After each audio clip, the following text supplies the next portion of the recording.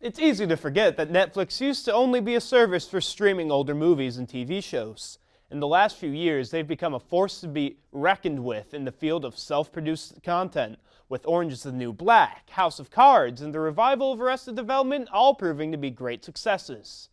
Fortunately, their latest, Tina Fey's The Unbreakable Kimmy Schmidt, continues this streak of quality content, proving to be simultaneously hilariously well-written, well-acted, and a refreshing ray of non-cynicism. Now, the show follows its eponymous lead as she and her fellow mole women are freed from the captivity of an insane cult leader after 15 years. Kimmy decides that she wants to restart her life and plot her own course, so she moves to New York City, where she ends up working for an upper-class family as a general assistant. The show definitely has a sharp, perverse wit that we can expect from any Tina Fey project, with biting jokes and bizarre pop culture references flying every which way at any given time. Of course, what good is great dialogue without great performances to back up the words? Ellie Kemper is a complete delight as Kimmy, fully illustrating the never-ending fortitude and optimism of this incredibly strong woman. She is also able to skillfully integrate a certain sense of darkness and scarring in relation to what happened in the bunker at what she and the other mole women had to go through. Jane Kratkoczki is expectedly great as Jacqueline, the somewhat unstable upper-class housewife and somewhat reprise of her Jenna Maroney from 30 Rock.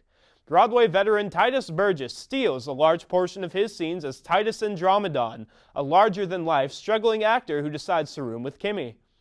Also worth mentioning is Jeff Richman's score, whose incredible work on 30 Rock can very much be felt here. Now, on top of all of that, the show has a certain sense of full-hearted non-cynicism, something that can, at times, feel unfortunately absent from much of network television. In that sense, it slightly reminded me of the positivity that Parks and Recreation supplied when it was still on the air. Now, of course, as a show just getting its sea legs, The Unbreakable Kimmy Schmidt isn't without flaw. In the first few episodes, there's a sense that the show is still trying to figure out exactly where it wants to go, so it's not uncommon for characters or plots to be dropped completely, or for the occasional plotline to feel a little sloppy.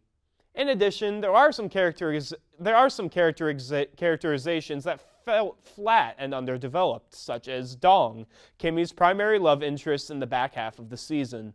But overall, The Unbreakable Kimmy Schmidt is a delightful, dark, hilarious time, and we can only anticipate where Faye and company will go from here. I give the first season of the show 4 stars out of 5. Definitely stream this through Netflix if you can. The whole season is up now. That's it for my review of The Unbreakable Kimmy Schmidt. I'm Brandon Kratkoczki.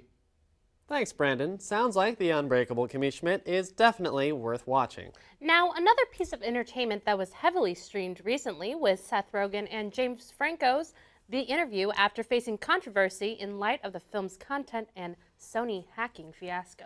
Many streamed the movie because they felt some kind of patriotism-fueled obligation to watch it. Here to share his thoughts on that mindset is Logan Sowash. What's your take on all this, Logan?